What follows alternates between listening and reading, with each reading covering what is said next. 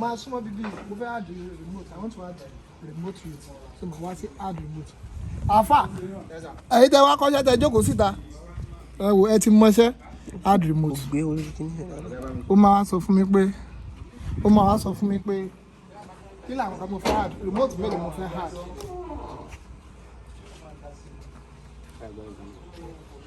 Ó máa bèrè ọ́nà pé remote mélòó mo fẹ́ add. I want to add 3 remote.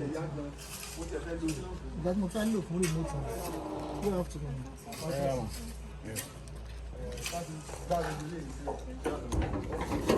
So I want to use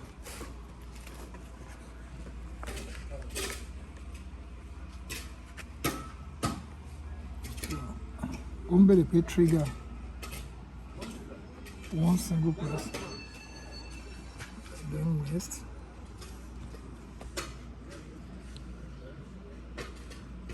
then 1 single press, number 2 single double press, double press, next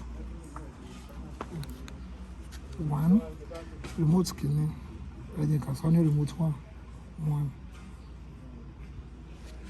next remote. The same about the color to Tambina Matan kg. So what I had remote kg. If I found low cost and something I wanted, what I had remote kg. So I'll press next. So what should I buy? Waiting for next remote is done. What I had the remote method has trigger by. So assume Lumi Mama Tagwe remote cock by after color cutter. I told you for remote cock. Bonus in my dog.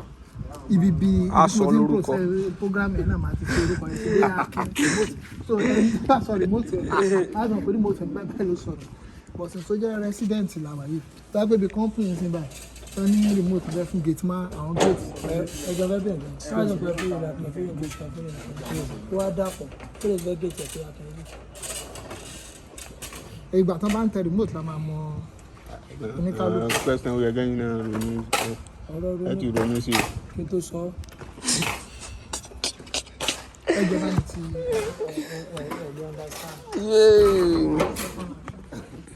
mo ṣe wà yìí pẹ̀lú bẹ́ẹ̀ mi ṣe ń béèrè yìí tó ṣe yé mi sí kẹ́yìn ò sì béèrè mo lè mọ́ jù lọ́gẹ́ jà 100% sure.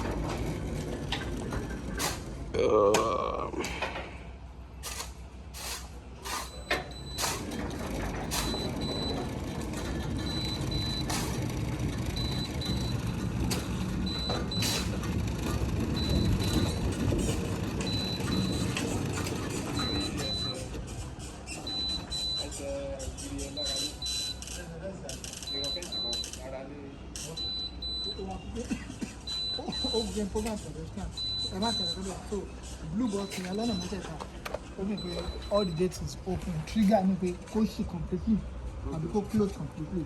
So another thing wá fẹ́ ṣe lórí remote yìí fún wa.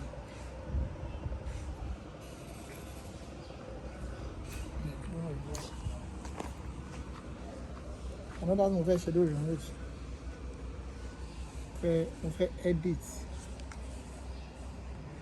Mo fẹ́ edit the function of remote.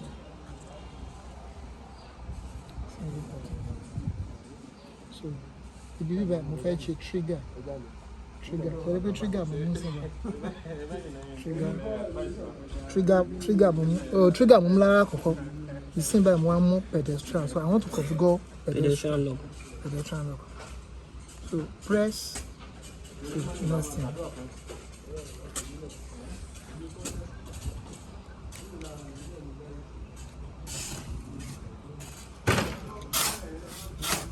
Ní kọ́kọ́ ti dé kí n padà.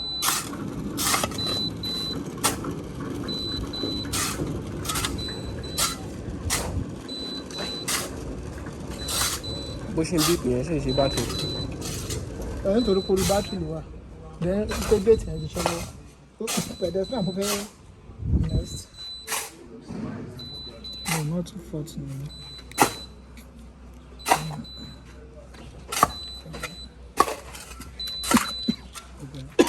Sorry.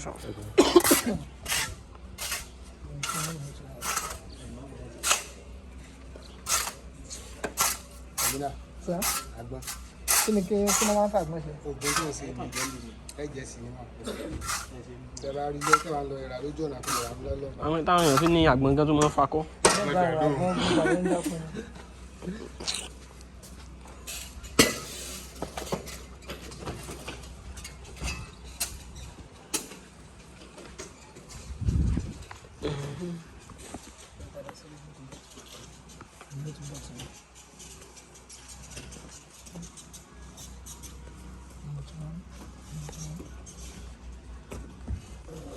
Thank you.